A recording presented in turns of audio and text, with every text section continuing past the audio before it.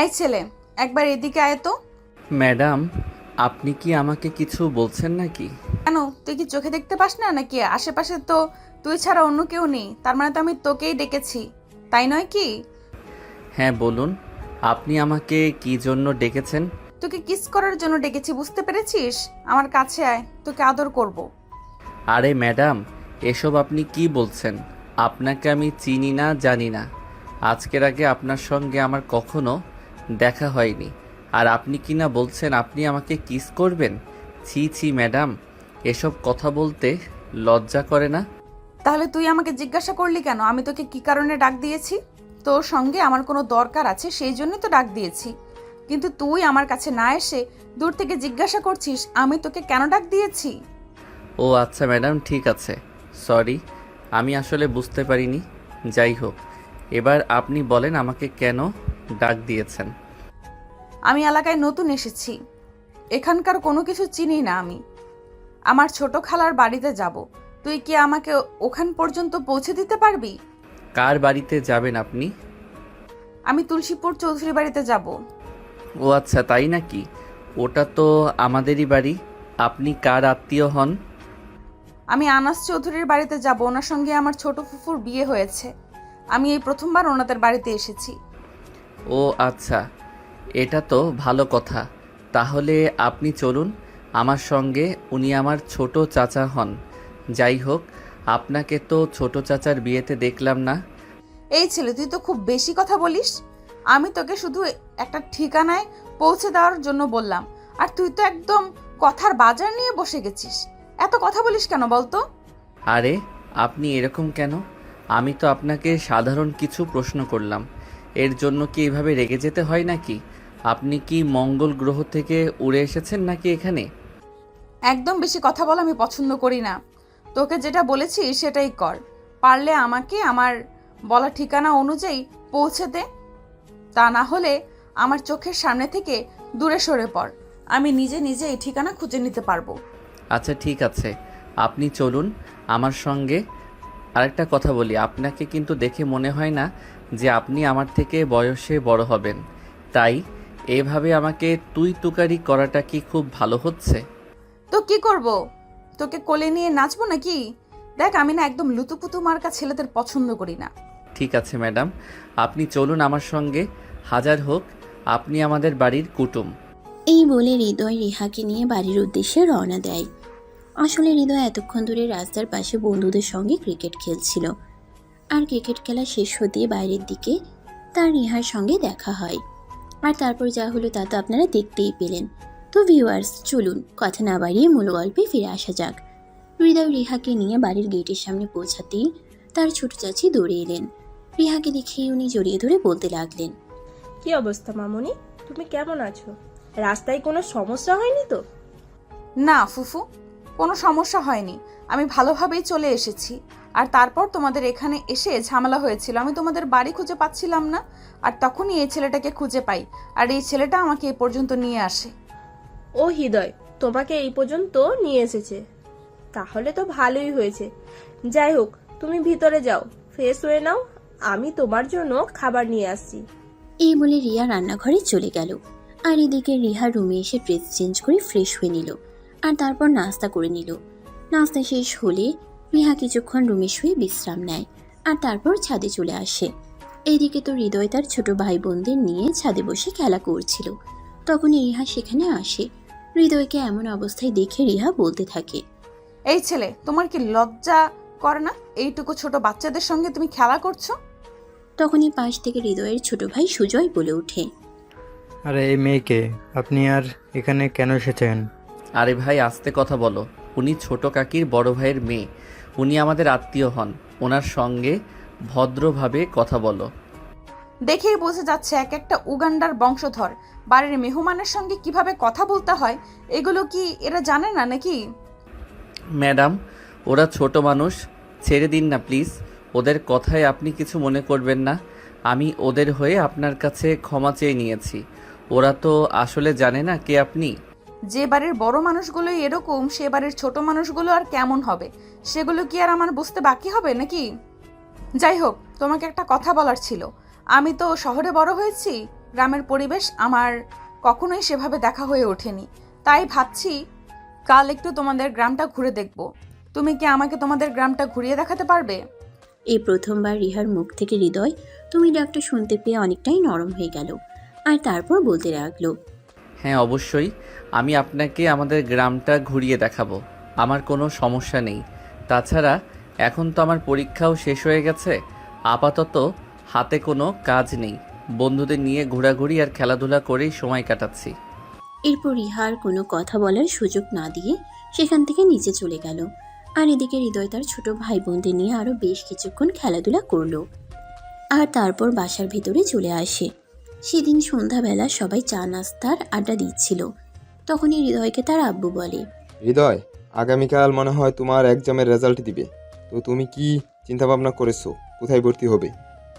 আমি তো এখনও সেরকমভাবে কোনো কিছুই চিন্তা ভাবনা করিনি, তোমরা যেটা বলবে আমি সেটাই করব। তাছাড়া তোমরা তো জানোই আমি কখনো তোমাদের সিদ্ধান্তের বাইরে গিয়ে কোনো কিছুই করি না। এবারেও আমি তোমাদের উপর ছেড়ে দিলাম, তোমরা যেখানে আমাকে ভর্তি করাতে চাইবে আমি সেখানেই ভর্তি হব। ভাইজান, আমি বলছিলাম কি, এবার না হয় হৃদয়কে ঢাকাতে ভর্তি করান। হ্যাঁ, সেটা তো আমিও চাইছিলাম, কিন্তু কিভাবে সেটা সম্ভব হবে সেটাই করতে পারছি না। কারণ তুমি তো জানোই আমি আমার ছেলেকে কখনোই হোস্টেলে রেখে পড়াশোনা করাবো না। আমি আমার ছেলেকে আমার কাছে কিংবা আমার কোনো আত্মীয়ের কাছে রাখতে চাই, কিন্তু ঢাকাতে সেটা অসম্ভব। ভাইজান, আপনি অসম্ভব কেন বলছেন? ঢাকাতে তো আমার বাবার বাড়ি, আর আমার ভাইয়ের বিশাল বড় একটা বাড়ি সেখানে। তাছাড়া বাড়িতে মাত্র 3 জন সদস্য, আমার ভাইয়া, ভাবি আর তাদের একমাত্র মেয়ে। হৃদয় যদি সেখানে চলে যায় তাহলে তাদের কোনো সমস্যা হবে না। আর তাছাড়া আমি এ ব্যাপারে ভাইয়ের সঙ্গে কথাও বলেছি, ভাইয়া বলেছে হৃদয়কে পাঠিয়ে দিতে। এটা তুমি কি বলছো? তুমি আমার সঙ্গে কোনো কথা না বলে তোমার ভাইয়ের সঙ্গে সরাসরি কথা বলে ফেলছো। তুমি তো দেখছি সত্যি দায়িত্ববান। হ্যাঁ ভাইজান, হৃদয় কি শুধু আপনার একারই ছেলে? সে তো আমাদের বাড়ির ছেলে, তার প্রতি তো আমাদের সবার দায়িত্ব আছে। তাই আপনার সঙ্গে কথা না বলেই আমি আমার ভাইয়ের সঙ্গে কথা বলে ফেলেছি। এখন যদি আপনি তাকে ওখানে পড়াতে না পাঠান তাহলে তো সেটা আলাদা ব্যাপার। তুমি যখন কথা বলেই ফেলছো তখন তো আর কোনো ঝামেলা নেই। তাছাড়া তুমি তো আর আমার ছেলের খারাপ চাইবে না, তাহলে হৃদয়কে ঢাকাতেই ভর্তি করাবো। ঠিক আছে ভাইজান, কোনো সমস্যা নেই। তাহলে আমি ভাইয়াকে ফোন দিয়ে বলে দেব হৃদয় কনফার্ম সেখানে যাচ্ছে। এভাবেই কথা বলা শেষ হলে সবাই নিজেদের রুমে চলে যায়। রাতের খাওয়া দাওয়া শেষ হওয়ার পর সবাই নিজেদের রুমে ঘুমাতে যাবে। তখনই রিহার ফুপি রিহাকে বলে, রিহা, তোমার আঙ্কেল তো বাসায় আছেন, এখন তুমি আমার সঙ্গে ঘুমাতে পারবে না। তুমি একটা কাজ করো, হৃদয়ের পাশের রুমে গিয়ে ঘুমিয়ে পড়ো। ফুফু, তুমি তো জানোই আমি একা একা থাকতে খুব ভয় পাই, এখনো আম্মুকে সঙ্গে নিয়ে ঘুমাই। তাছাড়া এটা নতুন জায়গা, এখানে আমি একা একা ঘুমাতে পারবো না। তাহলে একটা কাজ করো, তুমি হৃদয়ের সঙ্গে হৃদয়ের রুমে গিয়ে ঘুমিয়ে পড়ো। অসম্ভব, এটা আমি কখনোই করতে পারবো না। হ্যাঁ কাকিমা, সে একদম ঠিক কথাই বলেছে। এই মেয়েকে নিয়ে আমি কেন আমার রুমে ঘুমাতে যাব? তুমি এক কাজ করো, তুমি নিশির রুমে ওকে পাঠিয়ে দাও। নিশি তো একাই ঘুমায়, নিশির সঙ্গে ঘুমালে নিশ্চয়ই কোনো সমস্যা হবে না। ও হ্যাঁ, এতক্ষণে একদম ঠিক কথাই বলেছো। আসলে আমি ভুলেই গিয়েছিলাম যে নিশি বাড়িতেই আছে। যাই হোক, কোনো সমস্যা নেই। রিহা, তুমি নিশির সঙ্গে গিয়ে ঘুমিয়ে পড়ো। ঠিক আছে ফুফু, কোনো সমস্যা নেই, আমার ঘুম পাচ্ছে, আমি তাহলে আসছি। এই বলে রিহা নিশির রুমে চলে গেল নিশির সঙ্গে ঘুমানোর জন্য। নিশি হলো হৃদয়ের ছোট বোন। তারপর তারা দুজন ওই রুমে শুয়ে ঘুমিয়ে পড়ল। মাঝরাতে হঠাৎ রিহার খুব জোরে পানি পিপাসা পেল। সে ঘুম থেকে উঠে থাকলেও রুমে কোথাও কোনো পানি নেই, তাই সে রুম থেকে বের হয়ে কিচেনের দিকে গেল পানি খাওয়ার জন্য। আর তখনই হৃদয়ও ঘুম থেকে উঠেছিল। কেন জানি হঠাৎ তার ঘুমটা ভেঙে গেল। কিচেনের দিকে লাইট দেখে হৃদয় কিচেনের দিকে এগিয়ে যায়। রিহাকে সেখানে দেখে হৃদয় অনেকটাই অবাক হয়ে যায়। অবাক হয়ে গিয়ে জিজ্ঞেস করে, কি ব্যাপার ম্যাডাম, আপনার কি মাঝরাতে ক্ষুধা লাগার অভ্যাস আছে নাকি? থাকলে তোমার কি সমস্যা? না, আমার কোনো সমস্যা নেই। তাছাড়া আমার কোনো সমস্যা থাকতে যাবেই বা কেন? আসলে আমাদের বাড়িতে তো কখনো কাউকে মাঝরাত্রে খাবার খেতে দেখিনি। এই প্রথম আপনাকে মাঝরাত্রে কিচেনে দেখলাম, তাই আমার মনে প্রশ্ন জাগলো আর কি। মনে প্রশ্ন আসলেই যে কাউকে প্রশ্ন করতে হবে এরকমটা তো কোনো হাদিসে লেখা নেই। তাই অযথা আমাকে বিরক্ত করা থেকে বিরত থাকলেই ভালো হতো। ম্যাডাম, আপনি এরকম কেন? কোনো কথা বললে এভাবে রেগে যান। আপনার কি রেগে যাওয়া ছাড়া আর কোনো কাজ নেই নাকি? আমি কি আপনাকে কোনো খারাপ কথা জিজ্ঞাসা করেছি নাকি? খারাপ না ভালো সেটা তো আমার দেখার ব্যাপার না। আমাকে কেউ কোনো প্রশ্ন করবে, আমি কি কোনো খারাপ কাজ করেছি নাকি যে আমি কাউকে কোনো কারণে প্রশ্ন করতে যাবে? আই অ্যাম সরি, আমার ভুল হয়েছে। প্লিজ আপনি আমাকে ক্ষমা করে দিন, কিন্তু এই প্রসঙ্গ নিয়ে আর কথা না বলি। এই কথা বলে হৃদয় কিচেন থেকে বের হয়ে নিজের রুমের দিকে অগ্রসর হচ্ছিল। তখনই পিছন থেকে রিহা বলতে লাগলো, আচ্ছা আমি না হয় কোনো একটা কারণেই এখানে এসেছি। আপনি আমাকে বলেন তো, আপনি এখানে কেন এসেছেন? আপনারও তো এখন ঘুমানোর কথা। তাছাড়া আপনার বেডরুম থেকে কিচেন রুম অনেকটাই দূরত্বে। তাহলে আপনি এখানে কেন এসেছেন? আমাকে ফলো করতে নাকি? দেখুন ম্যাডাম, আপনাকে ফলো করার কোনো ইচ্ছে আমার নেই। আমার হঠাৎ করেই ঘুমটা ভেঙে গেল। অনেক চেষ্টার পরও ঘুম আসছিল না, তাই ভাবলাম বেলকনিতে কতক্ষণ হাঁটাহাঁটি করব, আর তখনই রুম থেকে বের হতেই আপনাকে দেখতে পেলাম। মিথ্যে কথা কেন বলছেন? আমি তো খুব ভালো করেই জানি আপনি আমাকে ফলো করতে করতে এখানে চলে এসেছেন। তাহলে মিথ্যা বলার কি দরকার? প্লিজ বিলিভ মি, আমি আপনাকে ফলো করতে করতে এখানে আসিনি। আমার ঘুমটা ভেঙে গেল, রুম থেকে বের হলাম আর কিচেনে লাইট দেখে এখানে চলে আসলাম। আপনি যদি আমার কথা বিশ্বাস না করেন তাহলে তো আর আমি আপনাকে জোর করে আমার কথা বিশ্বাস করাতে পারবো না। এরপর রিহাকে আর কোনো কথা বলার সুযোগ না দিয়ে হৃদয় সেখান থেকে চলে আসে নিজের রুমে। তারপর বিছানায় শুয়ে ঘুমানোর চেষ্টা করতে থাকে। এদিকে রিহা পানি খেয়ে তারপর রুমে গিয়ে ঘুমিয়ে পড়ে। পরের দিন সকালবেলা সবাই একসঙ্গে নাস্তা করে। নাস্তা শেষ হলে রিহা তার ফুফুর রুমে গিয়ে ফুফুর সঙ্গে গল্প করতে থাকে। আম্মামণি, তোমার পড়াশোনার কি খবর? বাড়িতে এসেছো পর থেকে তো ব্যস্ততার কারণে তোমার সঙ্গে কথাই বলতে পারছি না। এই তো চলছে। আমি তো আমার সবটা দিয়ে পরীক্ষায় ভালো রেজাল্ট করার জন্য চেষ্টা করছি, কিন্তু তারপর কি হবে সেটা তো আর আমি জানি না। দেখো মামনি, তোমাকে কিন্তু অবশ্যই ভালো রেজাল্ট করতে হবে। তুমি আমাদের সকলের নয়নের মণি। আমরা সবাই তোমাকে নিয়ে অনেক আশা আকাঙ্ক্ষা করি। তুমি যদি পরীক্ষায় ভালো রেজাল্ট করতে নাই পারো তাহলে কিন্তু আমাদের সবার খুব খারাপ লাগবে। ফুফু, আমি তোমাদের এখানে বেড়াতে এসেছি, প্লিজ আমাকে এইসব কথা বলো না। আমার এগুলো ভালো লাগে না। আমি এখানে একটু ভালো সময় কাটাতে চাই। হ্যাঁ, সেটা তো অবশ্যই। আচ্ছা ঠিক আছে, কোনো সমস্যা নেই। হৃদয়ের কাজ একদম শেষ হয়ে গেছে। আমি ওকে বলবো তোমাকে আমাদের গ্রামটা ঘুরিয়ে দেখাতে।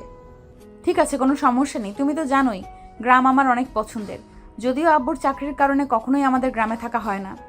এখন আমার গ্রামে বিয়ে হয়েছে, এখন তুমি চাইলেই যে কোনো সময় গ্রামে চলে আসতে পারো আর এখানে সময় কাটাতে পারো। আচ্ছা ঠিক আছে, এখন তুমি তাহলে তোমার ওই ভাসুরের ছেলেকে বলো আমাকে নিয়ে ঘুরে আসতে। রিহার এই কথা শুনে রিয়া তখন হৃদয়কে ডাকতে চায়। রিয়া হৃদয়ের রুমে গিয়ে দেখে হৃদয় তখনও ঘুমাচ্ছে। তাই রিয়া হৃদয়কে ঘুম থেকে তুলে। কি হলো, তুমি এখনো ঘুম থেকে উঠছো না কেন? সকাল 11টা বেজে গেছে, এবার তো বাবা ঘুম থেকে ওঠো। কাকিমা, আমায় ডাকছো কেন? আমায় আর একটু ঘুমাতে দাও, আমার কোনো কাজ নেই। তাছাড়া আমি তো একটু ঘুম পাগলা টাইপের, সেটা তো তুমি জানোই।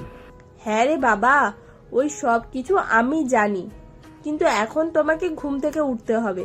কারণ তুমি তো জানোই রিহা আমাদের এখানে বেড়াতে এসেছে আর ও গ্রাম খুব পছন্দ করে, তাই গ্রাম ঘুরে দেখতে চাইছে।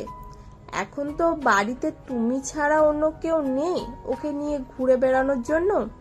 আচ্ছা ঠিক আছে, কোনো সমস্যা নেই, তুমি যাও, আমি 20 মিনিটের মধ্যে রেডি হয়ে আসছি। তবে হ্যাঁ, একটা কথা তোমায় বলে রাখি, তোমার ভাতিজি কিন্তু প্রচণ্ড বদমেজাজি, খুব খারাপ আচরণ করে মানুষের সঙ্গে। ওকে বলবে যদি আমার সঙ্গে ভালো আচরণ করে তবেই আমি ওর সঙ্গে যাব। আচ্ছা ঠিক আছে, কোনো সমস্যা নেই, আমি রিহাকে বলে দেব ও যেন তোমার সঙ্গে কোনো খারাপ আচরণ না করে। এই বলে রিয়া হৃদয়ের রুম থেকে বের হয়ে চলে যায়। আর এদিকে হৃদয় বিছানা থেকে নেমে ফ্রেশ হয়ে রেডি হয়ে নেয়। সকালে 11:30-এর দিকে হৃদয় ড্রয়িং রুমে আসে, আর ড্রয়িং রুমে এসে এসে দেখতে পায় রিহা রেডি হয়ে তার জন্য অনেকক্ষণ ধরেই অপেক্ষা করছে। রিহা এমনিতেই যথেষ্ট সুন্দরী, তবে খুবই হ্যাংলা পাতলা একটা মেয়ে। এদিকে আজ রিহা পিঙ্ক কালারের একটা শাড়ি পরেছে, সেই সঙ্গে ম্যাচিং করা কাচের চুড়ি, কানে এক জোড়া ঝুমকো, আর চুলগুলো খুলে রেখেছে। এতে যেন মনে হচ্ছে স্বর্গ থেকে এক পরী নেমে এসেছে। এটা দেখে হৃদয় নিজের মন থেকেই গেয়ে উঠল। খাইরুন লো, তোর লম্বা মাথার কেশ, চিরল দাঁতের হাসি দিয়া পাগল করলি দেশ, হাত দুখানা কাচের জড়িয়ে ঝুমুর ঝুমুর বাজে। ব্যাস এই পর্যন্তই। এরপরে রিহা ধমক মেরে বলে উঠল, স্টপ দিস ননসেন্স। এসব কি হচ্ছে? কি সব আবল তাবলের মতো গান গাওয়া শুরু করে দিয়েছেন? এসব আবালের গান বন্ধ করেন, আর এখন আমাকে নিয়ে বের হবেন কিনা সেটাই বলেন। আপনার এসব আবাল মার্কা গান শুনে আমার তো মেজাজ খারাপ হয়ে যাচ্ছে। তো আমি কি করব বলেন? আপনি এত সুন্দর করে সাজুগুজু করেছেন, আর আপনার চুলগুলো এত সুন্দর, দেখতে এত সুন্দর লাগছে, তো কি করব? আমার মনে গান চলে আসলো। দেখো, একদম ফ্লার্টিং করার চেষ্টা করবে না। আমি খুব ভালো করে জানি আমি দেখতে কেমন, তাই আমাকে পাম দেওয়ার কোনো প্রয়োজন নেই। আসলে এই কথাটা সত্য যে মেয়েদের সামনে কখনো সত্য কথা বলতে হয় না, কারণ সত্য কথা বললে মেয়েরা কখনোই সেটা বিশ্বাস করে না, উল্টে আরও পাশের মানুষটাকে হাজারটা কথা শুনিয়ে দেয়। হয়েছে হয়েছে, আপনাকে আর সত্য কথা বলতে হবে না। আপনাকে এত সত্য কথা বলার জন্য কে বলেছে বলেন? এখন কি আপনি বের হবেন নাকি আমি জামা কাপড় খুলে ফেলবো?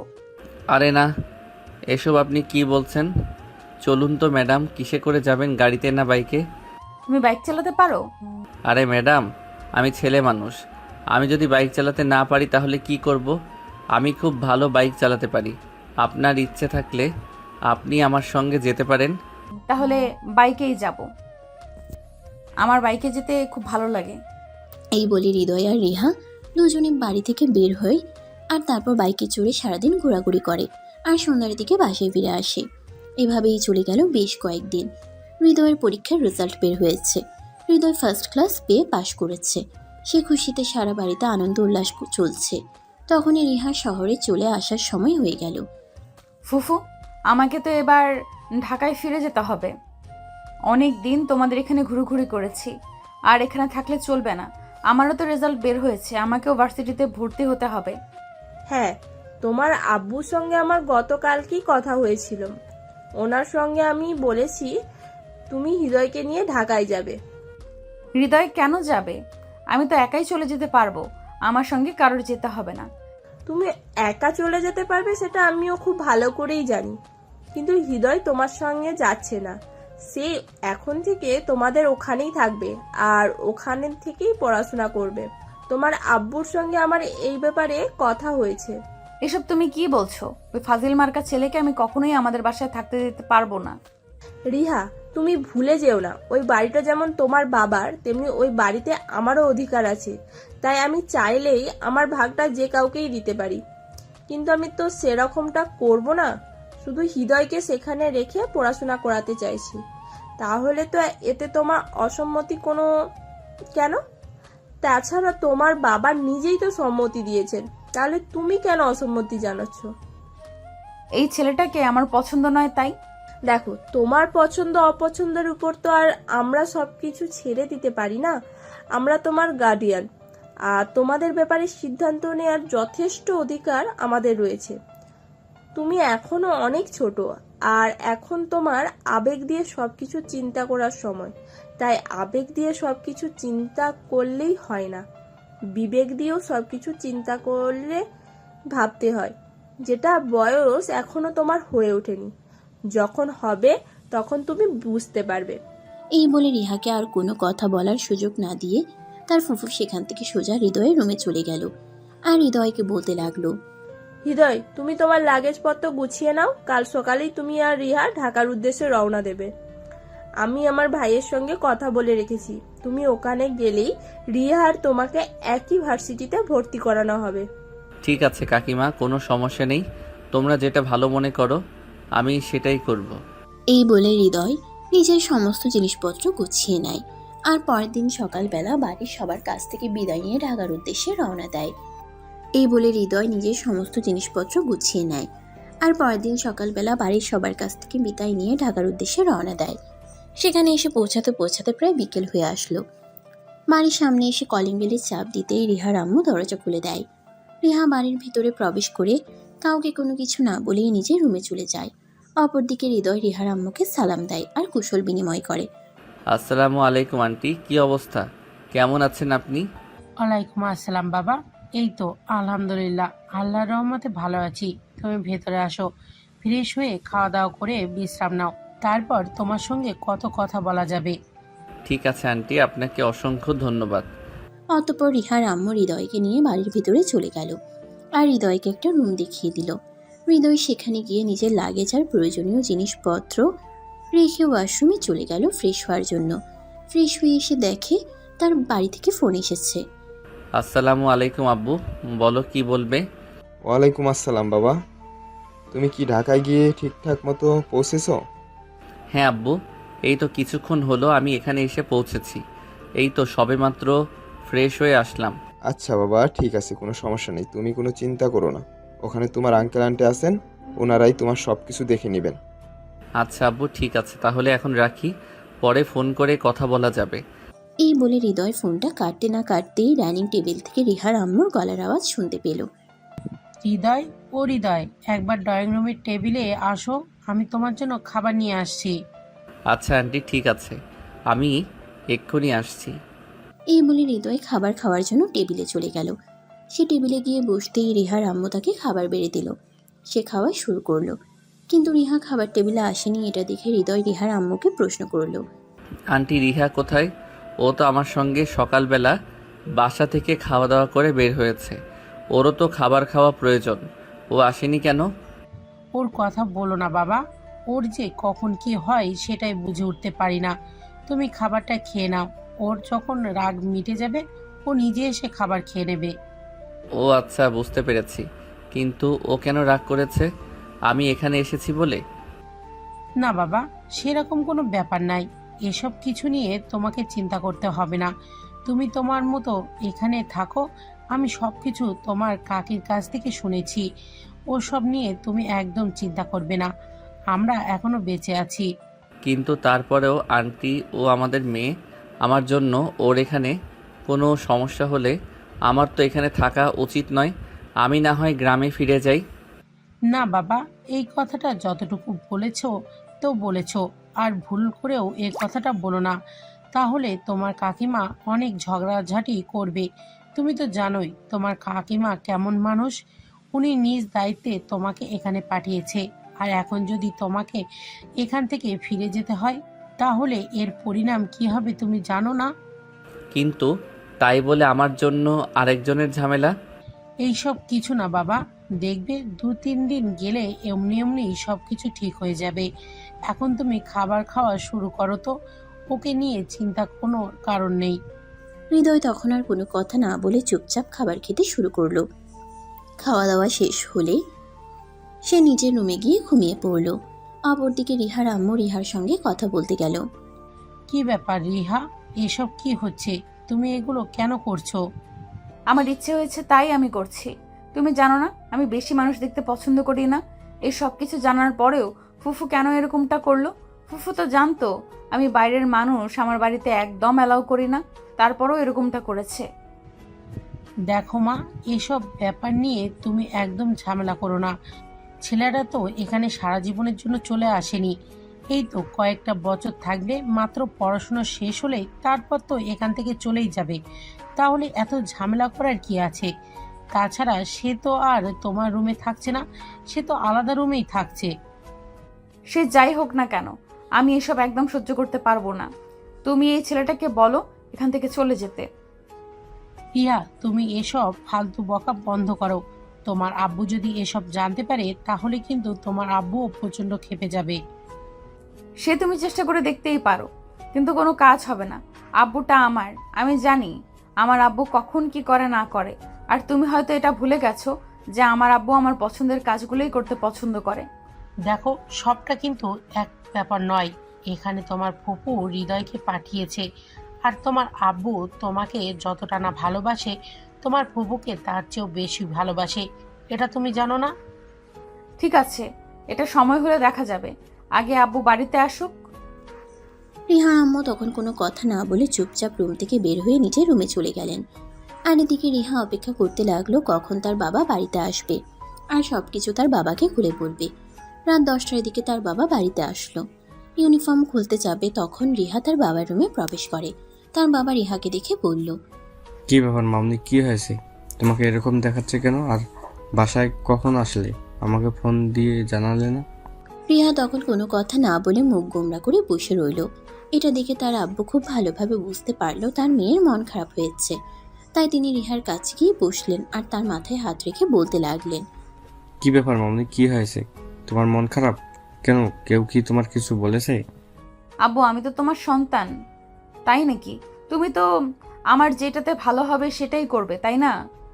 হ্যাঁ অবশ্যই মা, তুমি যেটা কমফোর্টেবল তুমি যেটাতে তুমি খুশি থাকবে, আমি তো সেটাই সব সময় করার চেষ্টা করি। কেন, কি হয়েছে? এসব কথা এখন কেন বলছো? আব্বু, ফুফু তার ভাসুরের ছেলেকে এখানে পাঠিয়েছে পড়াশোনা করানোর জন্য, কিন্তু আমি এটা চাই না। আমি চাই না ছেলেটা আমাদের বাড়িতে থাকুক। এসব তুমি কি বলছো মা? তোমার কি মাথা খারাপ হয়ে গেছে? তুমি তো জানোই তোমার ফুফু সম্পর্কে এসব কথা যদি তোমার ফুফু জানতে পারে তাহলে কিন্তু প্রচণ্ড রাগ করবে। তাছাড়া এই বাড়িতে যতটুকু অধিকার আছে ঠিক তোমার আর চাইতে বেশি অধিকার কিন্তু তোমার ফুপুর, কারণ তুমি পরের জন্ম নিয়েছো আর তোমার ফুপু কিন্তু আগে জন্ম নিয়েছে। তাই তোমার ফুপুর সিদ্ধান্তে কে অবহেলা করো না। তার মানে আমি খুব ভালোভাবেই বুঝতে পেরেছি এই বাড়িতে আমার কোনো মূল্য নেই। আমি যাই কিছু করি আর যাই কিছু বলি না কেন, কেউ আমার কোনো কথাই শুনবে না। তোমাদের কথাই সর্বোপরি বহাল থাকবে, তাই না? দেখো আম্মু, বিষয়টা আসলে এরকম নয়, তুমি বিষয়টা বোঝার চেষ্টা করো। আমি আর কোনো কিছু বুঝতে চাই না। আমি খুব ভালোভাবেই বুঝতে পেরেছি এবার এটি যে আমার সিদ্ধান্তের কোনো মূল্য নেই। যাই হোক, তোমাদের যেটা ভালো মনে হয় তোমরা সেটাই করো। তবে একটা কথা আমি তোমাদেরকে বলে দিচ্ছি, ওই ছেলেটা যেন আমার রুমের আশেপাশেও না যায়, আর আমাকে সব সময় যেন দূরে দূরে থাকার চেষ্টা করে। এসব তুমি কেমন কথা বলছো? না, আমি তো সেটাই বুঝতে পারছি না। একটা মানুষ এক বাড়িতেই থাকবে আর সে তোমার থেকে নিজের দূরত্ব কি করে বজায় রাখবে সেটা তুমিই বলো। থাকতে গেলে তো আমাদেরকে পাশাপাশি থাকতে হবে, তাই নাকি? আমি কোনো কিছু জানি না আর কোনো কিছু জানতেও চাই না। ও যেন আমার আশেপাশে না থাকে। এই বলে রিহা রাগে গজগজ করতে করতে সেখান থেকে চলে গেল। আর এরপর দেখতে দেখতে 2 দিন সময় চলে যায়। রবিবার সকালবেলা ঘুম থেকে উঠেই রিহার আব্বু রিহা আর হৃদয় দুজনকে উদ্দেশ্য করে বলতে লাগলো, তোমরা দুজনেই ঘুম থেকে উঠে ফ্রেশ হয়ে রেডি হয়ে নাও, আমি তোমাদেরকে নিয়ে আজ ভার্সিটিতে এডমিশন করাতে যাব। অতঃপর সকাল 10টার দিকে রিহার আব্বু রিহা আর হৃদয়কে নিয়ে ভার্সিটিতে এডমিশন করাতে চলে গেল। তিনি দুজনকেই একই ভার্সিটিতে ভর্তি করালেন। এটা দেখে রিহা তার আব্বুকে বলতে লাগলো, আবু, হৃদয়কে তুমি আমাদের ভার্সিটিতে কেন ভর্তি করিয়েছো? কারণ এটা শহর, এখানে চলাফেরা করতে গেলে একটা মেয়ের কাটে। আর হৃদয় যদি এখানে পড়াশোনা করে তাহলে সে তোমাকে তার পড়ার পাশাপাশি যথেষ্ট গার্ডও দিতে পারবে। তাই আমি বুঝতে পেরেছি তোমাদের সবারই মাথা একদম খারাপ হয়ে গেছে। আমি আমার নিজের গার্ড নিজেই দিতে পারবো। ওকে আমাকে গার্ড দেওয়ার কোনো প্রয়োজন নেই। তুমি ওকে এখান থেকে নিয়ে যাও। আমি ওকে এখানে দেখতে চাই না। তোমার কথা মতো সব কিছু হবে না। তোমাকে যেটা বলেছি তোমাকে সেটাই মেনে নিতে হবে, অন্যথায় তোমার ভার্সিটিতে পড়াশোনা করাই হবে না। আমি সারাদিন আমার ডিউটি নিয়ে ব্যস্ত থাকি। অপরদিকে তোমার আম্মুও তোমাকে যথেষ্ট সময় দিতে পারে না। তাই তুমি যদি আমার প্রস্তাব মেনে নাও তাহলে তোমার পড়াশোনাই বন্ধ করে দিতে হবে। আমি বুঝতে পারছি না কি হচ্ছে এসব আমার সঙ্গে। এরপর রিহার আব্বু রিহা আর হৃদয়কে ক্লাসরুম পর্যন্ত পৌঁছে দিয়ে সেখান থেকে চলে গেল। সেটি হলো তাদের প্রথম দিন ইউনিভার্সিটিতে। ভার্সিটি ছুটি হয় দুপুর 2টার দিকে। তারপর রিহা আর হৃদয় বাসে চলে আসে। বাসে আসতেই রিহার আম্মু রিহাকে জিজ্ঞাসা করে, কি ব্যাপার মামনি, প্রথম দিন ভার্সিটিতে তোমার কেমন কাটলো? যেমন ইচ্ছে তেমন, তাতে তোমাদের কি? তোমরা তো আমাকে এখন চোখের কাঁটা মনে করছো। আমাকে উপড়ে ফেলতে পারলেই ভালো, তাই না? এমন কথা কেন বলছো তুমি? আমরা কি তোমার সৎ বাবা মা নাকি? এখন তো আমার এটাই মনে হচ্ছে তোমরা মনে হয় আমার সৎ বাবা মা। তাই তো আমার সঙ্গে এরকম আচরণ করছো তোমরা। আমার নিজের বাবা মা হতে তাহলে তো আমার সঙ্গে এরকম আচরণ করতে পারতে না। তাহলে তো অন্তত একবার তোমরা আমার ইচ্ছা অনিচ্ছার কথা জানতে চাইতে, আমার ইচ্ছা অনিচ্ছাগুলোকে গুরুত্ব দিতে। বুঝতে পেরেছি তোমার অভিমানের কারণটা কি। তুমি রুমে যাও। আচ্ছা হৃদয়, এবার তুমি বলো তো তোমাদের আজকের দিনটা কেমন কাটলো? এই তো আন্টি, আলহামদুলিল্লাহ ভালো। আচ্ছা ঠিক আছে, তোমার সঙ্গে এই ব্যাপারে পরে কথা বলবো। এখন তুমি একটা কাজ করো, তাড়াতাড়ি ফ্রেশ হয়ে আসো, দুপুরের খাবার খাবে। আমি সবার জন্য অনেকক্ষণ ধরে দুপুরের খাবার বানিয়ে অপেক্ষা করছি, তাড়াতাড়ি চলে আসবে কিন্তু। আচ্ছা আন্টি ঠিক আছে। তবে আন্টি একটা কথা বলার ছিল। রিহা মনে হয় আমার এখানে থাকাটা একদম সহ্য করতে পারছে না।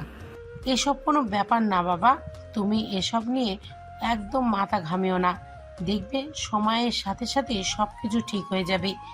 আসলে আমার মেয়েটা ছোটবেলা থেকেই একা একা থেকে অভ্যস্ত, তো এই জন্য বেশি মানুষ পছন্দ করে না। তবে কোনো ব্যাপার না, দেখবে সব কিছুই সময়ের সাথে সাথে ঠিক হয়ে যাবে।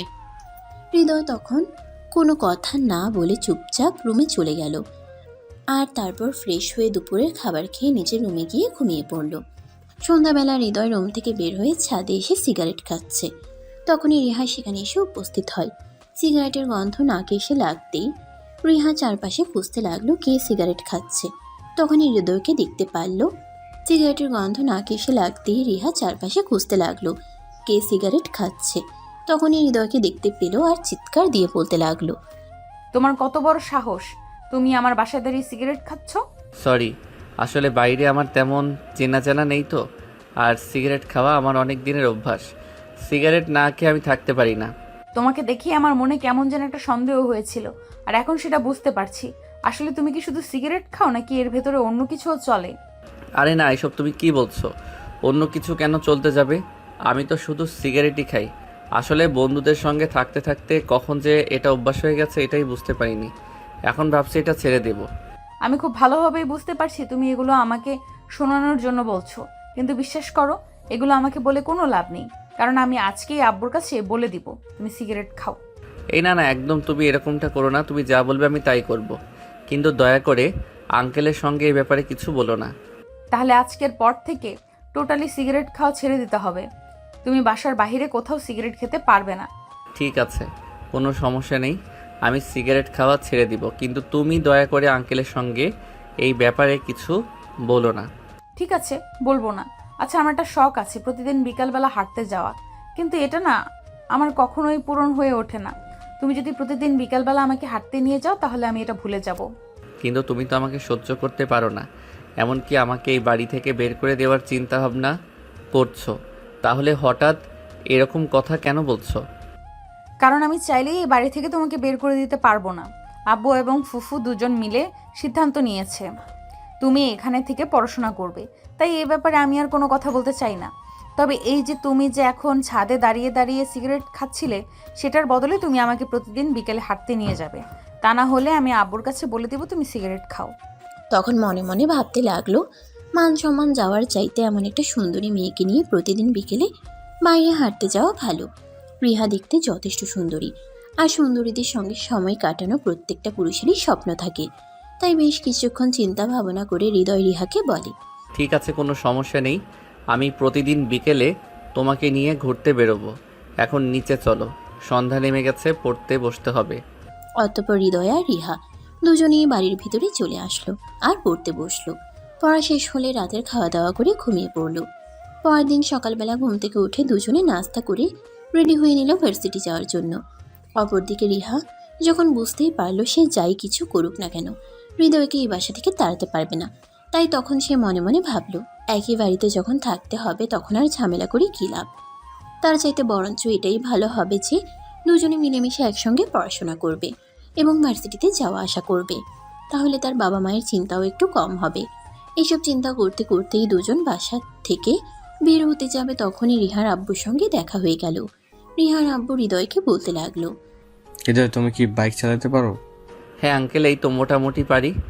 ঠিক আছে, তাহলে আজ ভার্সিটি থেকে আসলে তোমাকে নিয়ে বাইকের শোরুমে যাবো, আর তারপর তোমাকে একটা বাইক কিনে দেবো। কারণ গাড়িতে যাতায়াত করতে তোমাদের হয়তো একটু প্রবলেম হতে পারে, কারণ ঢাকা শহরের রাস্তা যানজট তো আছেই। তাই একটা বাইক কিনে দিলে তোমরা দুজনেই সময় মতো ভার্সিটিতে পৌঁছে যেতে পারবে। হ্যাঁ আব্বু, এটা তো তুমি একদম ঠিক কথাই বলেছো। আসলে আমিও মনে মনে এরকমটাই ভাবছিলাম। আসলে আমাদের ঢাকা শহরের রাস্তায় যেরকম যানজট, তার জন্য তো প্রতিদিন সময় মতো ভার্সিটিতেই পৌঁছানো যায় না। তাই তুমি যদি হৃদয়কে একটা বাইক কিনে দাও তাহলে খুবই ভালো হয়। আচ্ছা ঠিক আছে, বিকেলে ভার্সিটি ছুটি হওয়ার পর বাসায় আসো, তারপর তোমাদের দুজনকে নিয়েই বাইকের শোরুমে যাব, তা না হলে আবার লেট হয়ে যাবে। এই বলে হৃদয় আর রিহা দুজনেই ভার্সিটির উদ্দেশ্যে বেরিয়ে পড়ল।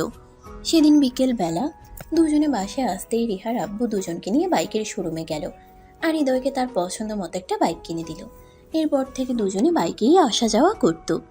কিন্তু হঠাৎ করে একদিন হৃদয় খুব বেশি অসুস্থ হয়ে পড়ল।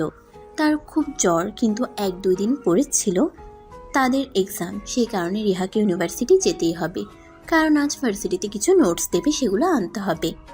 তাই হৃদয় রিহাকে বলল, রিহা তুমি একটা কাজ করো, তুমি একা একাই ভার্সিটিতে চলে যাও। আজ তো আমার শরীরটা খুবই খারাপ, আমি তো যেতে পারবো না। আর 2 দিন পর থেকেই আমাদের এক্সাম শুরু হতে যাচ্ছে, এখন নোটসগুলো না আনলেও তো চলবে না। ঠিক আছে, কোনো সমস্যা নেই, তুমি কোনো চিন্তা করো না, আমি ভার্সিটি পৌঁছে যেতে পারবো। আমি আম্মুকে বলে যাব তোমাকে ওষুধগুলো খাইয়ে দিতে। তুমি ওষুধ খেয়ে তারপর বিশ্রাম নাও। এই বলে রিহা বাসা থেকে বেরিয়ে পড়ল। তারপর ভার্সিটি ছুটি হলেও রিহা ক্যাম্পাস থেকে বের হতে যাবে, তখনই কয়েকটা ছেলে পেলে এসে তার সামনে দাঁড়ালো আর বলতে লাগলো, এই সুন্দরী দাঁড়াও, তোমার সঙ্গে অনেকদিন ধরে কথা বলবো ভাবছি, কিন্তু ওই শকুনের বাচ্চাটার জন্য তো পারছি না। এই বলে রাজ আর তার বন্ধুরা মিলে রিহার পথ আগলে দাঁড়ালো। রিহা তখন তাদেরকে বলতে লাগলো, এইসব কি করছেন আপনারা? প্লিজ আমার পথ থেকে সরে দাঁড়ান, আমাকে বাসায় যেতে হবে। আরে সুন্দরী, এত বাসার যাওয়ার জন্য তারা কিসের? আজ ওই শকুনের বাচ্চাটা আসেনি তাই। যাই হোক সুন্দরী, চলো, তোমাকে না আমার পছন্দ হয়েছে, তোমাকে নিয়ে একটু লং ড্রাইভ করে আসি। আরে আপনি আমার পথ থেকে সরে দাঁড়ান, বললাম তো আমাকে বাসায় যেতে হবে।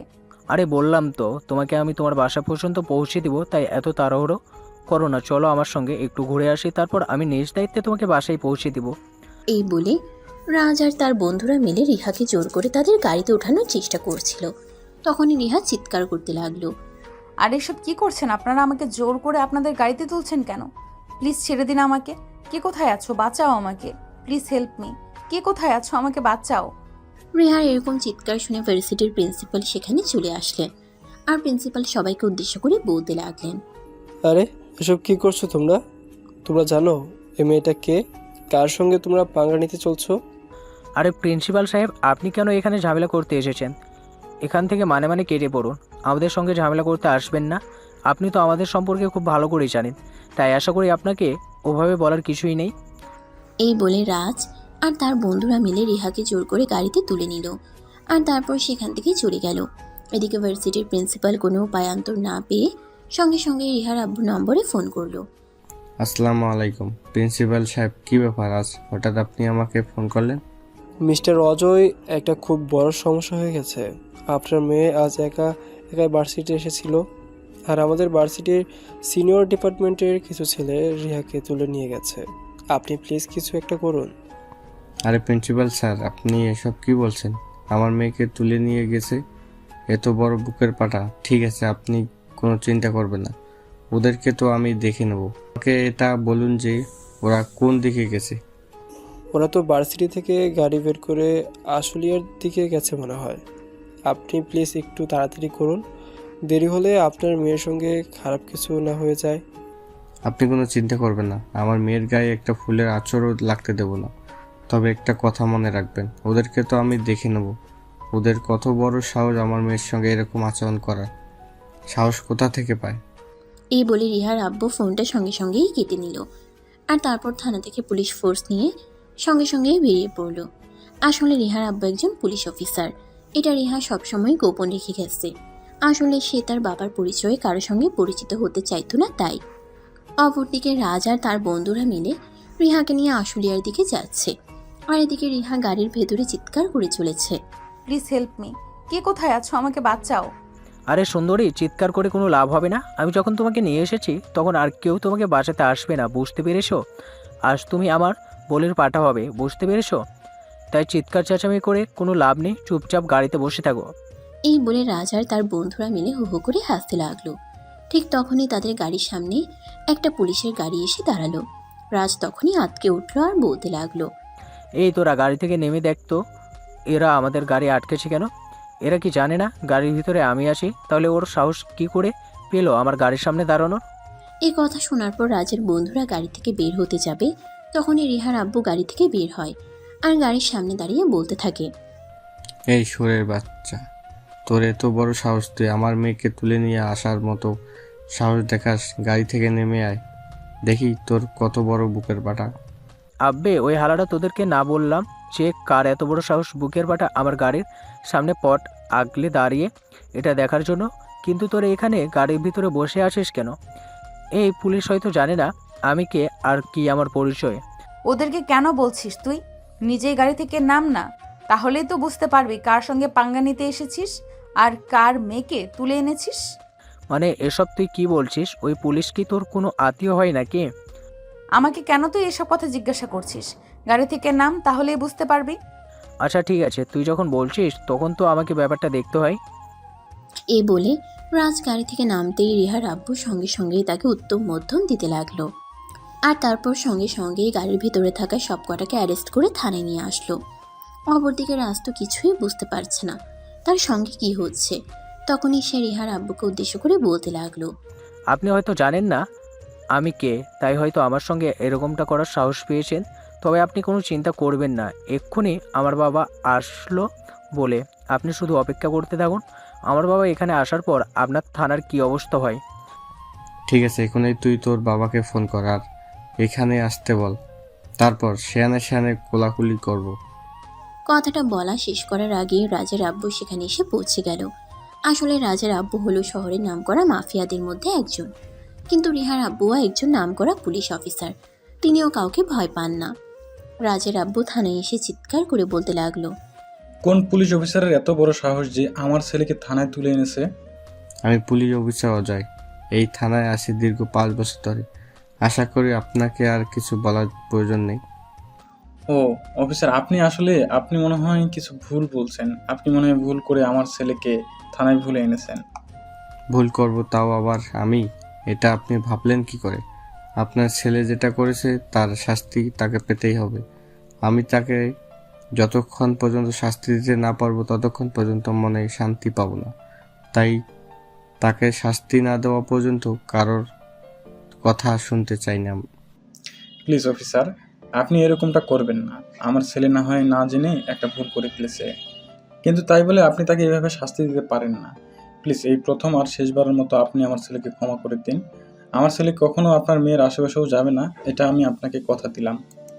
আই এম সরি মিস্টার, আমি আপনার কথা রাখতে পারলাম না। যে শহরে আমার মতো একজন পুলিশ অফিসার মেয়েকে এরকম হয়রানি শিকার হতে হয়, সেই শহরের সাধারণ জনগণ কিংবা তাদের মেয়েরা কিভাবে শান্তিতে থাকে আমি সেটাই বুঝতে পারছি না। যাই হোক, আপনি এখন আসতে পারেন।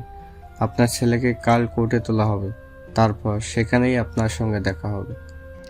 প্লিজ অফিসার, দেখুন আমার ছেলে ছোট মানুষ, বুঝতে পারেনি। দেখুন আমরা তো বড় হয়েছি, চলুন না আমরা এই বিষয়টাকে ম্যানেজ করে ফেলি। কেন শুধু শুধু ঝামেলা তৈরি করছেন? আমি কোনো ঝামেলা তৈরি করছি না, আর কোনো ঝামেলা তৈরি করতে চাইছিও না। আপনি প্লিজ এখান থেকে চলে যান, এটাই আপনার জন্য ভালো হবে। তা না হলে কিন্তু আমি আপনাকে অপরাধীকে সাহায্য করার কারণে গ্রেপ্তার করতে 2 বার চিন্তা করব না। অফিসার, ঠিক আছে অফিসার, আমি চলে যাচ্ছি, কিন্তু একটা কথা মনে রাখবেন, আমি আমার ছেলেকে জেলে দিতে দিব না। আমি আমার ছেলেকে মুক্ত করেই নেব। কিন্তু আপনি যেটা করলেন সেটা কিন্তু একদম ভালো করলেন না। আমার ভালো আপনাকে চিন্তা করতে হবে না, আপনি বাসায় ফিরে আপনার ছেলে চিন্তা করেন। ছেলেকে যদি আজ ভালো কিছু শিক্ষা দিতেন তাহলে আপনাকে আজ হয়তো এখানে আসতে হতো না। রাজের আব্বু তখন আর এই কথার কোনো উত্তর না দিয়ে থানা থেকে বের হয়ে বাসায় চলে গেল। আর পরের দিন রাজকে কোর্টে পেশ করা হলো। আর তারপর জজ সাহেবের সামনে তার বিরুদ্ধে অভিযোগ পেশ করা হলো। সব কিছু শুনে জজ সাহেব রাজকে 6 মাসের কারাদণ্ড দিল। বিচার সভা শেষ হলে রাজকে জেল হাজতে নিয়ে যাওয়া হচ্ছিল। তখনই রাজের আব্বু তার সামনে এসে দাঁড়ালো। রাজ তখন তার আব্বুকে জড়িয়ে ধরে কাঁদতে কাঁদতে বলল, আব্বু, এটা তুমি কি করলে? তুমি আমাকে বাঁচাতে পারলে না? আমাকে এখন জেল হাজতে যেতে হবে, জেলের ঘানি টানতে হবে।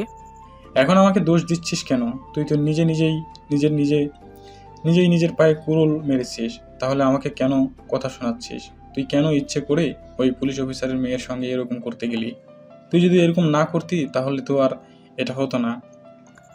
তুমি তো আমাকে বলে দিয়েছো আমাকে আমার ইচ্ছা মতো চলতে, তাহলে আমি কোথায় দোষ করলাম সেটাই আমাকে বলো। এই মেয়েটার ওপর অনেক দিন ধরেই আমার চোখ পড়েছিল, কিন্তু মেয়েটার সঙ্গে প্রতিদিন একটা ছেলে ভার্সিটিতে আসতো, তার জন্যই মেয়েটার সঙ্গে কথা বলার সুযোগ উঠেনি। গতকাল মেয়েটা একা একা ভার্সিটিতে আসে, তাই আমি একটু চান্স নেওয়ার চেষ্টা করি, কিন্তু তারপরেই আমার সঙ্গে এরকমটা হয়ে গেল। যা হওয়ার তা তো হয়েই গেছে, এখন তো আর কিছুই করার নেই। এখন আফসোস করে কোনো লাভ নেই। এখন তোমাকে আগামী 6 মাস জেলেই থাকতে হবে। তারপর তুমি কোনো চিন্তা করো না, আমি আমার সাধ্যমতো চেষ্টা করব তোমাকে জামিনে মুক্ত করে আনার জন্য। এরপর রাজার তার আব্বুকে কোনো কথা বলার সুযোগই না দিয়ে পুলিশ রাজকে নিয়ে জেল হাজতে চলে গেল। অপরদিকে পরের দিন থেকেই রিহা আর হৃদয়ের ভার্সিটির এক্সাম। হৃদয় এখন মোটামুটি সুস্থ, তাই সকালবেলা ঘুম থেকে উঠেই রেডি হয়ে নিল। অপরদিকে রিহা অনেকক্ষণ ধরেই রেডি হয়ে ড্রয়িং রুমে বসে অপেক্ষা করছিল। হৃদয়ও ততক্ষণে ড্রয়িং রুমে আসলো, আর এটা দেখে রিহা বলতে লাগলো, আরে তোমার এতক্ষণে আসার সময় হলো? আমি সেই কখন থেকে বসে বসে তোমার জন্য অপেক্ষা করছি। পরীক্ষা শুরু হওয়ার আর মাত্র আধা ঘন্টা সময় বাকি আছে। আমরা কি এই সময়ের মধ্যে ভার্সিটিতে পৌঁছাতে পারবো? আরে বাবা, তুমি কোনো চিন্তা করো না, আমরা এই সময়ের মধ্যেই ভার্সিটিতে পৌঁছে যাব। চিন্তার কোনো কারণ নেই। এখন চলো তো। এই বলে হৃদয় আর রিহা দুজনে বাসা থেকে বের হয়ে যায়, আর তারপর সোজা ভার্সিটি। এরপর দেখতে দেখতে তাদের পরীক্ষা শেষ হয়ে গেল। ইতিমধ্যে তাদেরকে 15 দিনের ছুটি দেওয়া হয়েছে। রিহা বাসে এসেই তার আম্মুকে উদ্দেশ্য করে বলতে লাগলো, আম্মু ভার্সিটি থেকে 15 দিনের ছুটি দিয়েছে। এই 15 দিন কি করা যায় বলো তো? তুমি কি করবে সেটা আমি তোমাকে কি করে বলবো? আমি ভাবছিলাম হৃদয় তো মনে হয় গ্রামের বাড়িতে চলে যাবে, তাকে গ্রামের বাড়িতে যেতে না দিয়ে আমরা কক্সবাজার কিংবা সেন্ট মার্টিন থেকে ঘুরে আসি। সেটা আমি কি করে বলবো? তুমি তাকে জিজ্ঞাসা করো, সে যদি যেতে চায় তাহলে চলে যাও, আমার তো কোনো সমস্যা নেই। তাছাড়া তোমার আব্বুও ব্যাপারে কোনো আপত্তি করবে না। রিহা তখন আর কোনো কথা না বলে সোজা হৃদয়ের রুমে চলে গেল তার সঙ্গে কথা বলার জন্য। রিহা হৃদয়ের রুমে এসে দেখতে পেল হৃদয় গ্রামের বাড়িতে যাওয়ার জন্য তৈরি হচ্ছে, কাপড় চোপড় ব্যাগে ভরছে।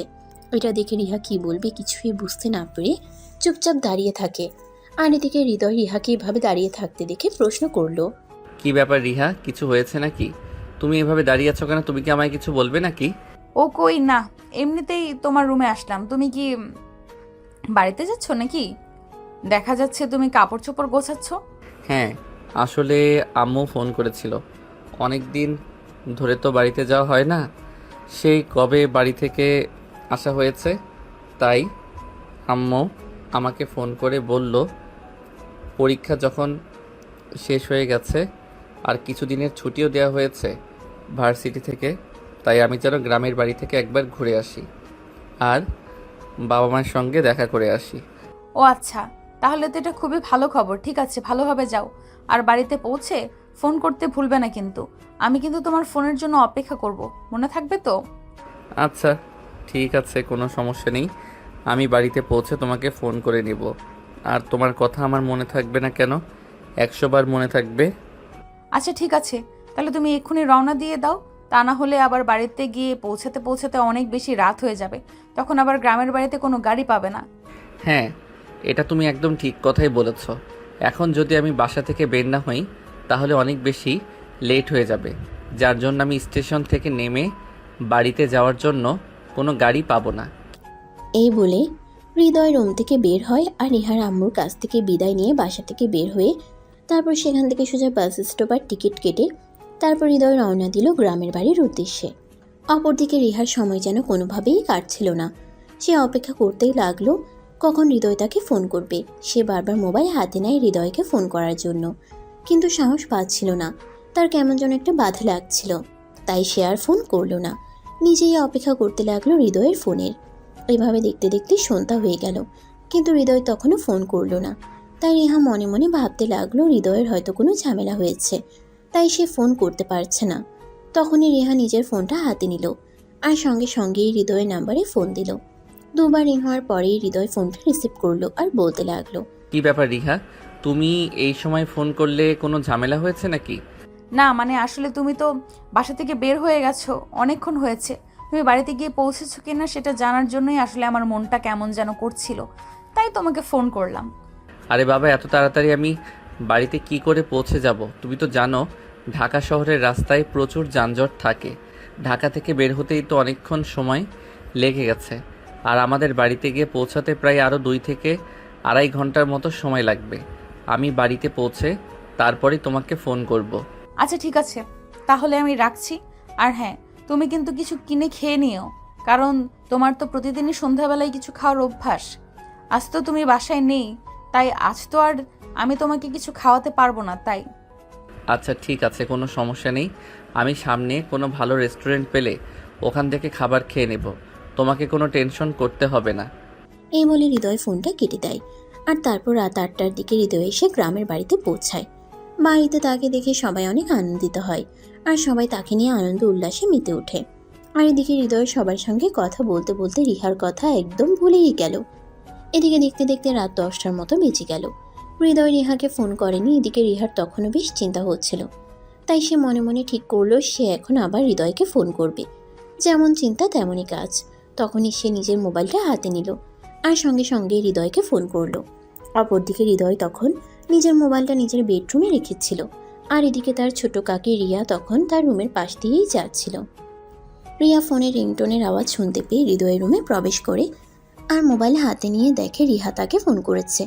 তাই রিহার ফোনটা রিসিভ করে। হ্যালো রিহা। হ্যাঁ ফুফু, হৃদয় কোথায়? ও কি বাড়িতে গিয়ে পৌঁছেছে? হ্যাঁ, হৃদয় তো অনেকক্ষণ আগেই বাড়িতে এসে পৌঁছে গেছে। কেন, তোমাকে ফোন দেওয়ার কথা ছিল নাকি? না, আসলে সেরকম তো নয়। সে তো দুপুরের আগেই আমাদের বাড়ি থেকে বের হয়েছে, এতক্ষণে পৌঁছে যাওয়ার কথা। তাই আমি ফোন দিয়ে একটু খবর নিলাম।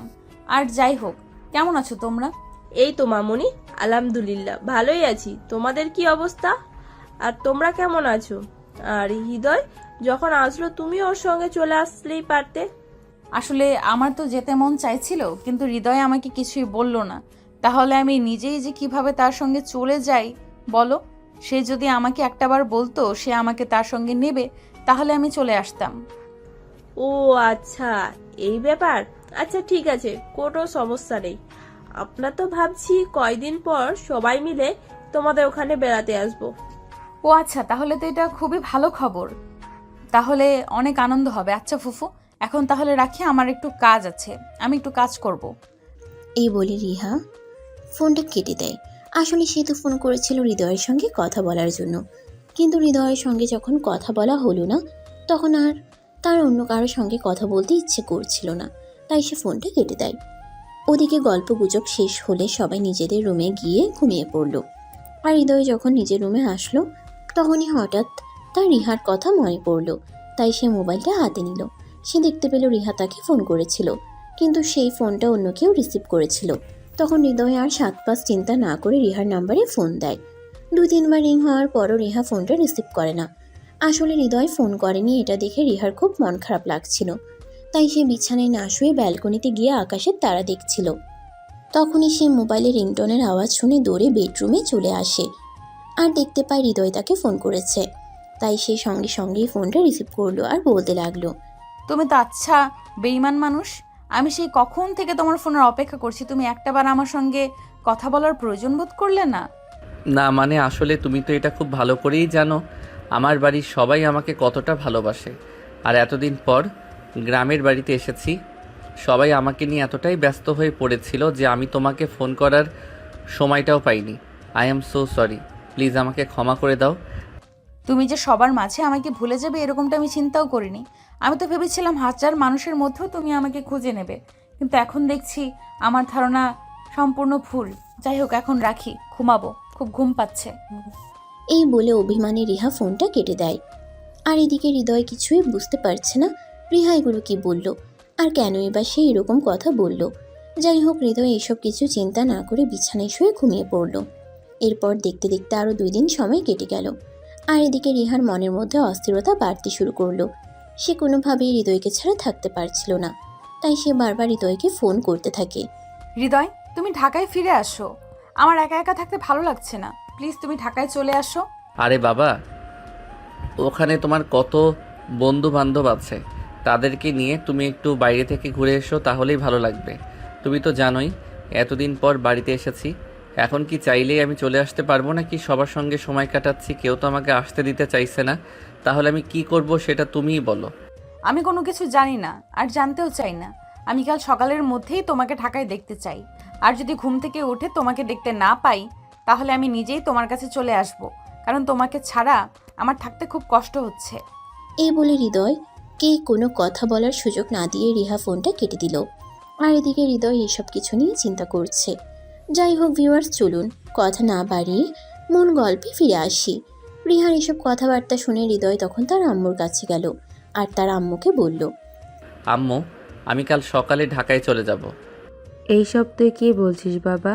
তুই তো সেদিন বলেছিলি ভার্সিটি 15 দিনের ছুটি দিয়েছে, কিন্তু এখন তুই বলছিস তুই কাল সকালে ঢাকায় চলে যাবি। এতদিন পর বাড়িতে আসলি, আমাদের সঙ্গে আর কটা দিন থাক না। না আম্মু, আমি আর থাকতে পারবো না। আসলে তো আমি নিজেও চিন্তা করে এসেছিলাম যে এবার বেশ কয়েকদিন থাকবো গ্রামের বাড়িতে আর তোমাদের সঙ্গে খুব ভালো সময় কাটাবো, কিন্তু সেটা আর হবে না আম্মু। কারণ গতকালকেই আমার ভার্সিটি থেকে ফোন এসেছে, আমাদের সেমিস্টার 1 সপ্তাহ আগে থেকে শুরু হবে, তাই আমাকে চলে যেতে হবে। কিছু করার নেই। ঠিক আছে বাবা, কোনো সমস্যা নেই। তোকে তো ওখানে পড়াশোনা করানোর জন্যই পাঠিয়েছি। এখন তো পড়াশোনা বাদ দিয়ে বাড়িতে এসে বসে থাকলে চলবে না। ঠিক আছে, তুই চলে যা। এরপর হৃদয় নিজের রুমে চলে আসে আর বিছানায় শুয়ে ঘুমিয়ে পড়ে। পরের দিন ফজরের নামাজের আজান দিতেই হৃদয় ঘুম থেকে উঠে গেল। তারপর নামাজ পড়ে আর ঢাকায় যাওয়ার জন্য তৈরি হয়ে নিল। পরের দিন ফজরের নামাজের আজান দিতেই হৃদয় ঘুম থেকে উঠে গেল। তারপর নামাজ পড়ে আর ঢাকায় যাওয়ার জন্য তৈরি হয়ে বেরিয়ে পড়ল। সকাল 7টার বাসে ঢাকায় চলে আসে আর তার সেখানে এসে পৌঁছাতে পৌঁছাতে প্রায় দুপুর 1টার মতো বেজে গেল। এদিকে রিহা ড্রয়িং রুমে বসে তার জন্য অপেক্ষা করছে। হৃদয় বাড়ির সামনে এসে যখন কলিং বেলে চাপ দিল, তখন রিহা দৌড়ে এসে দরজাটা খুলে দেয়। আর হৃদয়কে দেখতে পেয়ে সে হৃদয়কে দৌড়ে গিয়ে জড়িয়ে ধরে আর বলতে থাকে, এতদিন তুমি কিভাবে ছিলে আমাকে একা ফেলে? তোমার কি একটু কষ্ট হয়নি নাকি? রিহার এরকম আচরণে হৃদয় কি করবে কিছুই বুঝতে পারছে না, কারণ সে কখনো এটা আশাই করেনি যে রিহা তার সঙ্গে এরকমটা করবে। যাই হোক, তারপরও সে নিজেকে কোনো রকম সামলে নিয়ে রিহাকে বলতে লাগলো। এই বলে হৃদয় রিহাকে কোনো রকমে নিজের কাছ থেকে ছাড়িয়ে নিল আর তারপর রিহাকে ধরে এনে সোফায় বসালো। আর এদিকে সে নিজের রুমে চলে গেল। ব্যাগটা রেখে ফ্রেশ হয়ে নিল, তারপর ড্রয়িং রুমে চলে আসে। রিহা তখনও সেখানে বসে আছে। হৃদয় তখন বলতে থাকে, রিহা, কি হচ্ছে এসব? তুমি আমাকে জড়িয়ে ধরেছো কেন? প্লিজ তুমি আমাকে ছেড়ে দাও। এটা তোমার বাড়ি আর এখানে যে কোনো সময় যে কেউ চলে আসতে পারে। আর তোমাকে আমাকে এভাবে দেখে ফেললে সবাই আমাদের নিয়ে ভুল কিছু চিন্তা করবে। যার যা চিন্তা করার দরকার সে তাই করুক, তাতে আমার কিছুই যায় আসে না। কিন্তু তুমি যতক্ষণ আমার কথার উত্তর না দিবে ততক্ষণ আমি তোমাকে ছাড়ছি না আর ছাড়বও না। তুমি কি করেছিলে আমাকে ছাড়া এতটা দিন? প্লিজ রিহা, তুমি আমাকে ছাড়ো, আর তারপর আমি তোমার সকল প্রশ্নের উত্তর দিচ্ছি। কিন্তু এখন আর তুমি আমাকে এভাবে জড়িয়ে ধরে রেখো না। প্লিজ ছাড়ো আমাকে। আচ্ছা রিহা, তোমার কি হয়েছে বলো? তোমার কি মাথায় কোনো সমস্যা হয়েছে নাকি? এই একদম ফালতু কথা বলবে না। একদম তুমি আমাকে পাগল প্রমাণ করার চেষ্টাও করবে না। আমি সম্পূর্ণ ঠিক আছি, আমার মাথায় কোনো সমস্যা হয়নি। কিন্তু আমি তোমার কথা বিশ্বাস করতে পারছি না। আমার মনে হয় তোমার মাথায় কোনো সমস্যা হয়েছে, যার কারণে তুমি এরকম পাগলের মতো আচরণ করছো। আচ্ছা ঠিক আছে, বাদ দাও। এখন তুমি আমাকে এটা বলো যে আমি বাড়িতে ঢোকার সঙ্গে সঙ্গে তুমি আমাকে জড়িয়ে ধরলে কেন? জানি না, আর জানলেও সেটার কৈফিয়ত আমি তোমাকে দিতে পারবো না।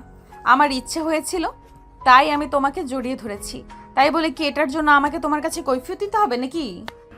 তোমার কাছে কৈফিয়ত চাওয়ার সাহস আমার নেই। যাই হোক, বাদ দাও এই কথা। আঙ্কেল আন্টি কোথায়? তাদেরকে দেখছি না কেন?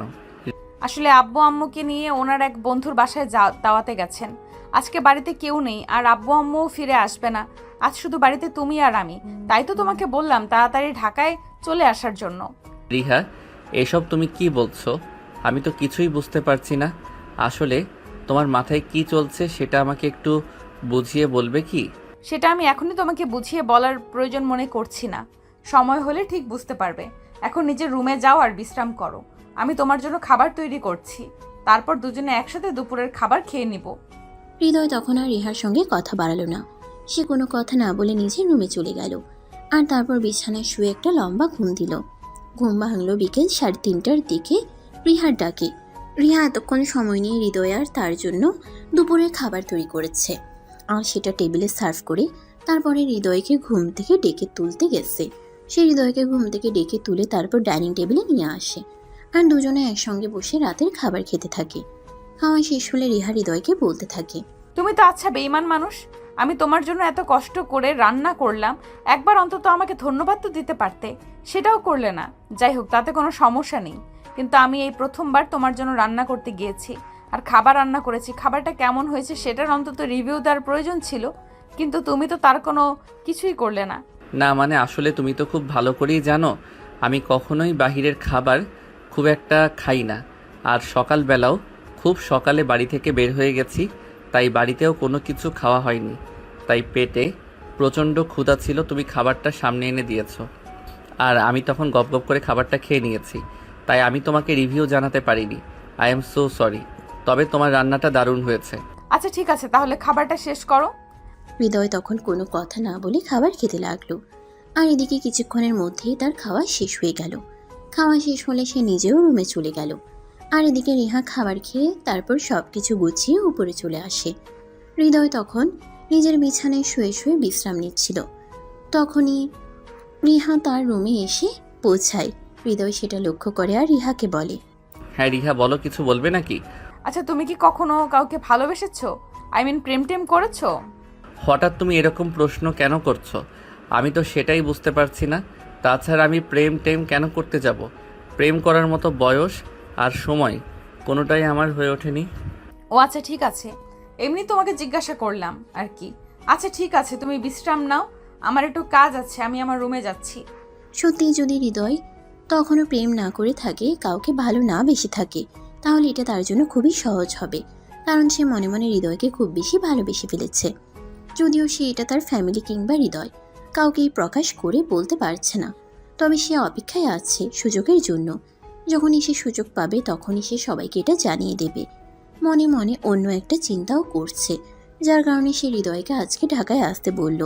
তো ভিউয়ার্স, চলুন রিহা মনে মনে কি চিন্তা করছে সেটাই জেনে নেওয়া যাক। রিহা বিছানায় শুয়ে মনে মনে ভাবতে লাগলো, বাড়িতে কেউ নেই, শুধু হৃদয় একাই রয়েছে। তাই হৃদয়কে আজ আমার মনের কথাটা বলা একটু সহজ হয়ে উঠবে। এটাই মনে মনে চিন্তা করছিল। আর এদিকে দেখতে দেখতে সন্ধ্যা ঘনিয়ে রাত হয়ে আসলো। রাত আনুমানিক 9টার মধ্যেই তারা দুজনে রাতের খাবার খেয়ে নিল আর হৃদয় নিজের রুমে এসে ঘুমিয়ে পড়ল। অপরদিকে রিহা নিজের রুমে গিয়ে নিজেকে একটু পরিপাটি করে সাজগোজ করলো। রাত আনুমানিক তখন 11টার মতো বাজে। রিহা তখন হৃদয়ের রুমে আসে। হৃদয় তখনও ঘুমাচ্ছে।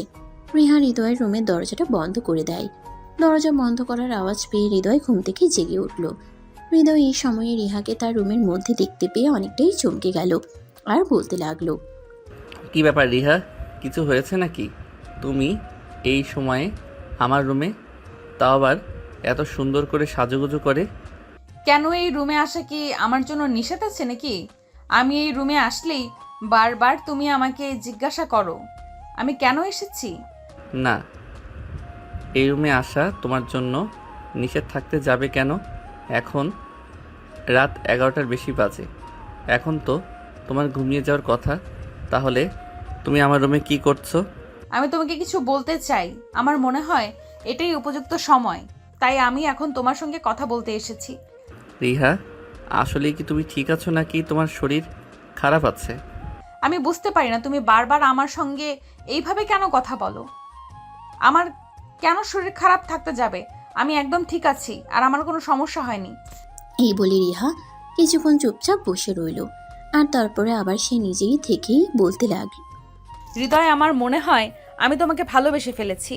এবার আমি নিশ্চিত হলাম যে সত্যি সত্যি তোমার মাথায় সমস্যা হয়েছে। তা না হলে তুমি এমন পাগলের মতো কথা বলছো কি করে? আমি জানি না, যদি আমার এই সব কিছুই তোমার আমাকে পাগল মনে হয় তাহলে আমি পাগলই হয়ে গেছি। তবে আমি সত্যিই তোমাকে ভালোবেসে ফেলেছি হৃদয়। তোমাকে ছাড়া আমি কোনো কিছু কল্পনাও করতে পারছি না। তোমাকে ছাড়া আমি থাকতে পারছি না। প্রত্যেকটা নিঃশ্বাসে আমার তোমার কথা মনে পড়ে। আমি যেখানেই যাই, যা কিছুই করি না কেন, আমি তোমাকে কোনোভাবেই আমার মনের আঙিনা থেকে সরাতে পারি না। শোনো, এখন না তোমার রঙিন বয়স, চোখে রঙিন চশমা পরে আছো তো তাই তোমার এরকম মনে হচ্ছে।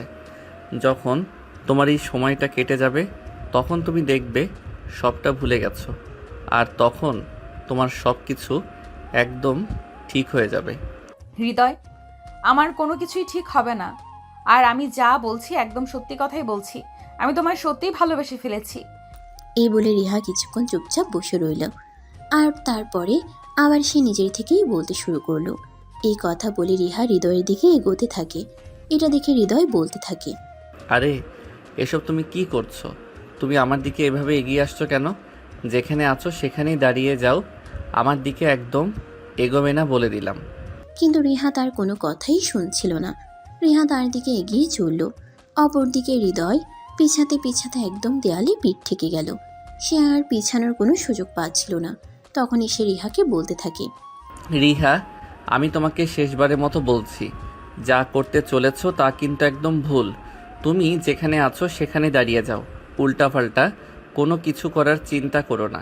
কিন্তু রিহা তার কোনো কথাই শুনল না। একদম হৃদয়ের কাছাকাছি চলে গেল। তখনই হৃদয় রিহাকে ধাক্কা দিয়ে নিজের থেকে সরিয়ে দিল আর বলতে লাগলো, রিহা প্লিজ, তুমি এখান থেকে চলে যাও। আমি চাই না তোমার সঙ্গে খারাপ আচরণ করতে, তাই তুমি তোমার সঙ্গে খারাপ আচরণ করতে বাধ্য করো না আমায়। কেন, আমি কি কোনো অপরাধ করেছি? আমি তো জানি ভালোবাসা কোনো অপরাধ নয়। আমি তো শুধু তোমাকে ভালোবেসেছি।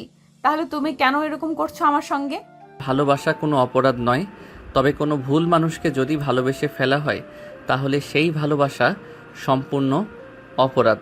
আমার বাবা মা আমাকে এখানে পড়াশোনা করানোর জন্য পাঠিয়েছে, আর তোমার বাবা মা আমাকে খুব বিশ্বাস আর ভরসা করেন বলেই তোমার মতো একটা যুবতী মেয়ে বাড়িতে থাকার পরেও আমাকে এখানে থাকার জন্য পারমিশন দিয়েছে।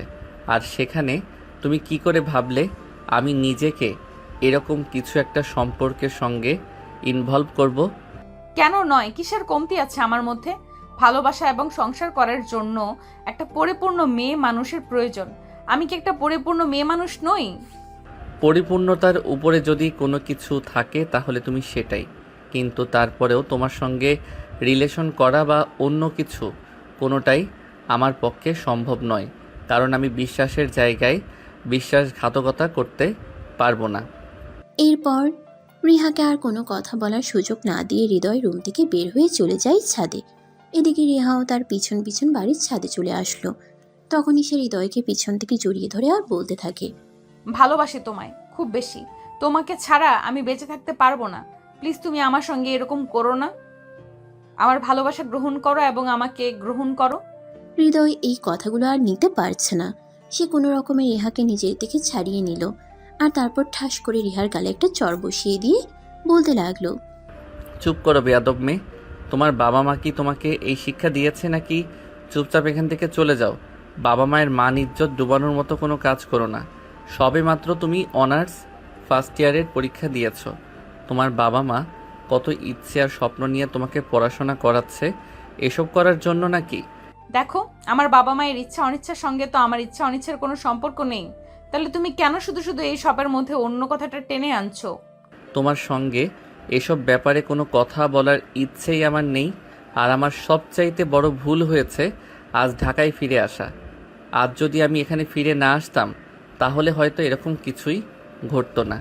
এই কথা বলার পর হৃদয় সেখান থেকে সোজা রুমে চলে আসলো আর দরজা লাগিয়ে ঘুমিয়ে পড়ল।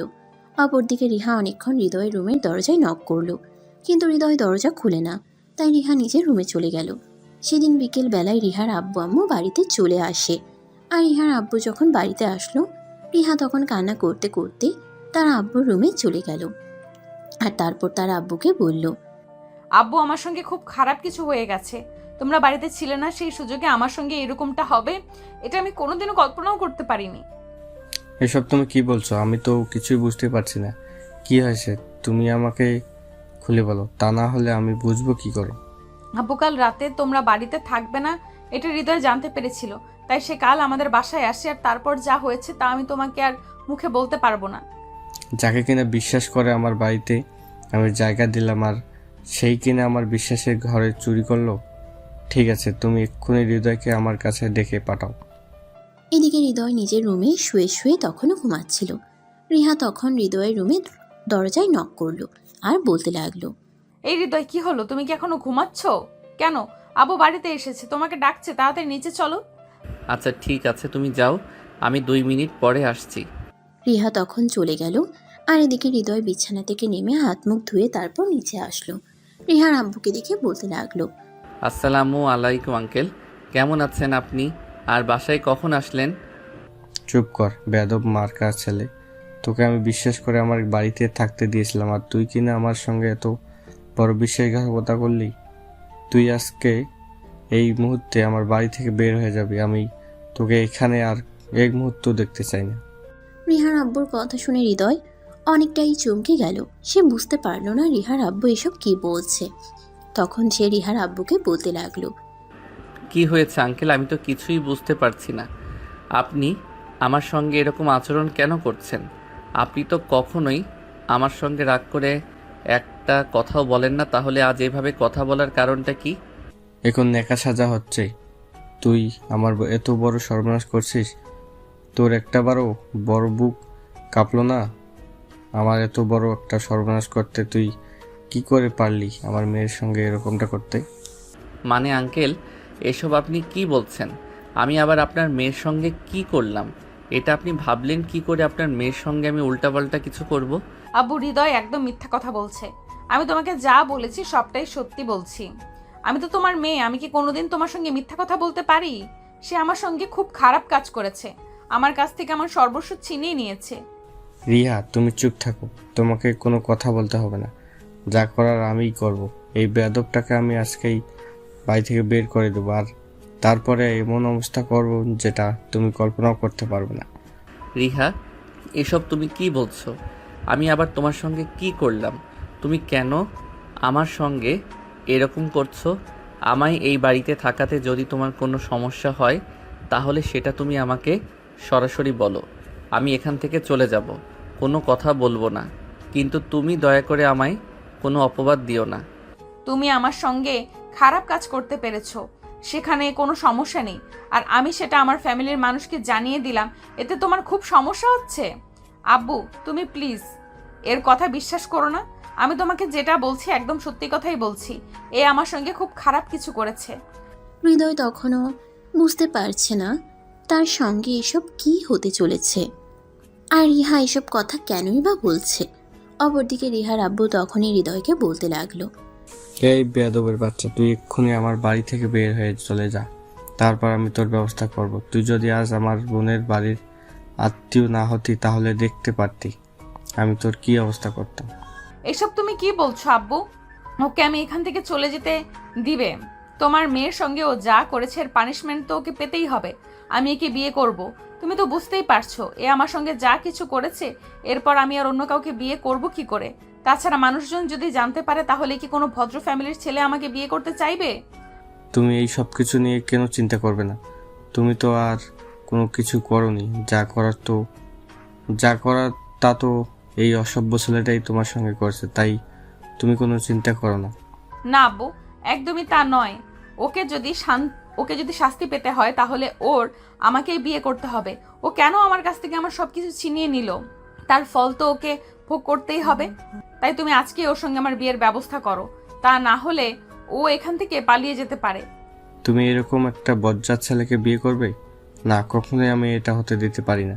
তুমি আমার মেয়ে, এরকম একটা খারাপ ছেলের সঙ্গে আমি কখনোই তোমার বিয়ে দেবো না। না আব্বু, আমি যা করছি একদম চিন্তা ভাবনা করেই বলছি। ও যখন আমার সঙ্গে এরকমটা করেছে তাহলে ওকেই বিয়ে করতে হবে আমাকে। এরপর আমি ওকে হারে হারে বোঝাবো আমার সঙ্গে এরকমটা করার ফল কি। রিহা, তুমি আমার নামে কেন মিথ্যা অপবাদ দিচ্ছ? কেন সত্যটা সবার সামনে বলছো না? এরপর হৃদয় কিছু একটা বলতে চাইছিল, কিন্তু রিহার আব্বু তাকে ধমক দিয়ে থামিয়ে দিল আর বলতে লাগলো, চুপ কর বেয়াদব মার্কা ছেলে, আর একটাও কথা বলবি না।